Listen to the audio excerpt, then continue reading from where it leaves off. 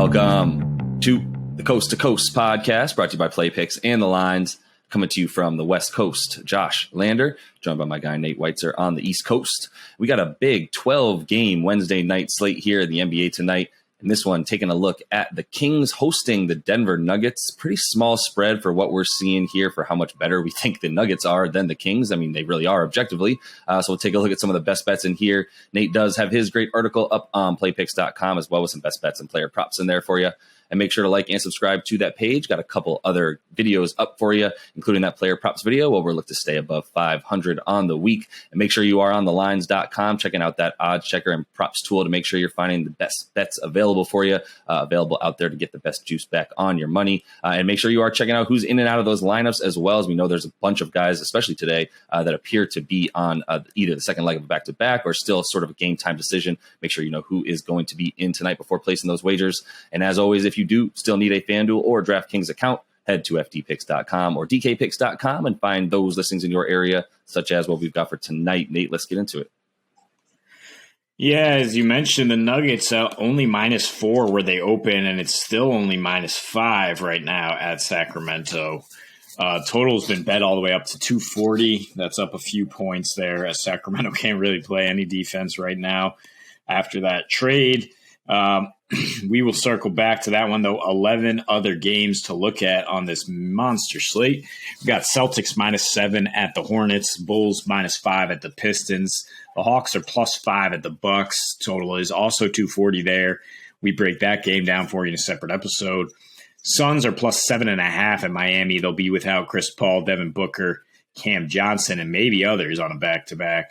Thunder +15 at the Wolves. The Lakers are -5 at Rockets. We'll have to wait to see if LeBron James is actually cleared to play tonight. Magic +9 at the Pelicans, who are on a back-to-back. Raptors -2 at Spurs. Knicks +8 at Mavs. Blazers are +18 in Utah now. And the Washington Wizards +4 at the Clippers. The Nuggets have been extremely reliable lately in terms of, really reliable all season in terms of beating teams that are below 500, right? They have a 25-7 straight up record against teams with losing records. And the Kings are really the opposite, where they're 7-29 against teams with winning records. Nuggets have beaten them 3 times in a row, including 2 recent matchups at the end of February, where they actually covered in Sacramento and then only won by 5 in Denver 2 nights later. Kind of the same story, though, in terms of Jokic, the team piling up assists. Jokic didn't have great numbers individually, but I think the Kings probably oversold their double teams on him, leading to a lot of hockey assists for Jokic as the team. The Nuggets get 29 and 30 assists in those wins. And then on the other end, lock up the Kings' lack of perimeter shooting. They held them to 30% from 3 in both games. And that's consistent with how these teams have performed against all teams. You know, Sacramento's given up the 5th most assists per game, allowing 119 points per game, and is 25th in defensive rating since that trade, where they got rid of Tyrese Halliburton and Buddy Hield for Sabonis. And they're 4-8 straight up in that span. They failed to cover and win in both home games since acquiring those guys. And Denver is the number 1 3-point defense while winning 4 of their last 5 on the road. They've covered in 6 straight road games and 9 of their last 10 road games. So without that shooting, and Jeremy Lamb is also questionable tonight, it's really Justin Holiday as their one perimeter shooter now. It's going to be tough for Sacramento, I think, to keep pace with a blistering Nuggets offense that as long as Jokic is out there, they're lighting it up. They're scoring 120.7 while winning 9 of their last 10 here, 4th best net rating in that span, shooting nearly 50%, getting to the line nearly 28 times per game. And the Joker, after he took a night off against Houston, has come back to his insane levels of production. In terms of 39 points, 13.5 rebounds, 12 assists with a 145 offensive rating. And he averages a triple-double in his last 6 against these Kings. Shout out to the Zach Lowe podcast for pointing this out. But Richaun Holmes is one of the few guys that produces a lot against Jokic, and he's out tonight.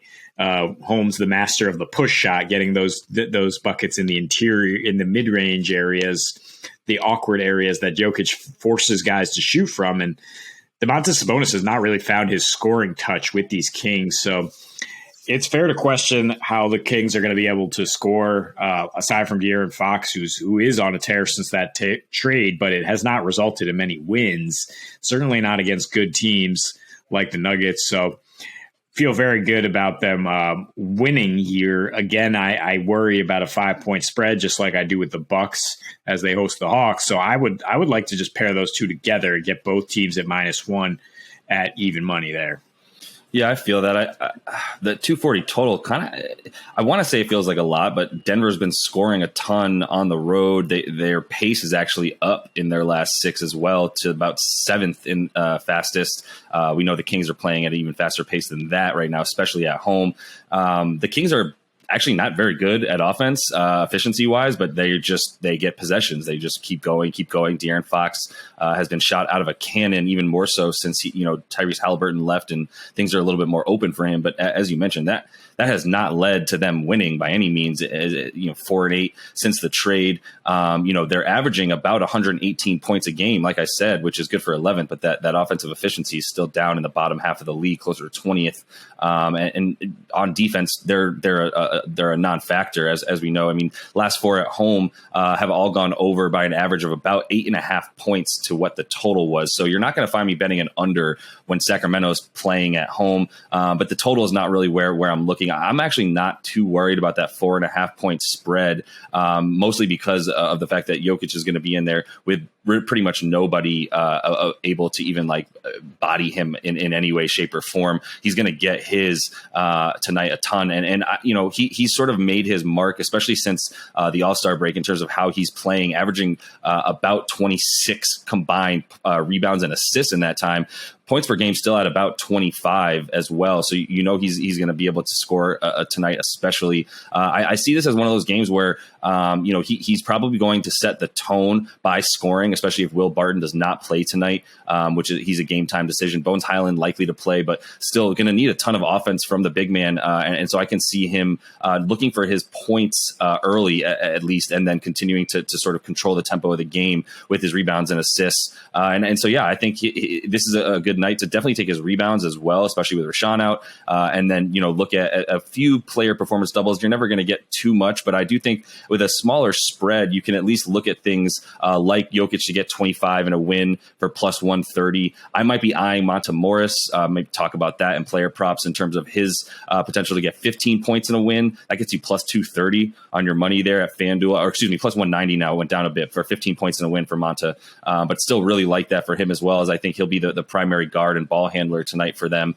Maybe sprinkle in a little Campazzo, but mostly looking to score from the guard position will be Monta Morris tonight as well. So I think there's some plays there. I think De'Aaron Fox continues to get his. There's not much of a defensive stopper for him on the other side of the ball. We know, they've been very good down low, have the Nuggets defending the paint and getting rebounds with Jokic in there, and then Boogie Cousins getting a few minutes as well as Aaron Gordon playing really, really well on defense and playing as a sort of secondary big man on the floor with them. So, look, Denver is on a tear right now. We've been saying this since, basically since the All-Star break when we were expecting them to come out. I already put money on them at plus 600 to win the division coming out of the All-Star break, and really like the way that's looking, especially the way Utah's sputtering. But yeah, 9-1 in their last 10 road games, covering the six straight on the road as well, with that 3-point defense just where it is. I think there's too much for them tonight in terms of what they're able to do against Sac, especially with those numbers that Jokic has put up against Sac as of late, as you mentioned, about 30, 10, and 12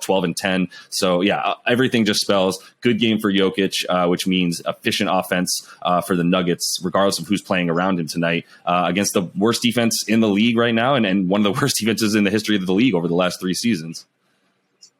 Yeah, 28th in defensive efficiency at home are the Kings. They, again, don't win games they're not really expected to. They're 14-31 as underdogs this year, and the -8 margin of victory in those games, whereas the Nuggets 10-4 as a road favorite and winning those games by an average of 6.5. They have covered in 2 of the last 3 against the Kings.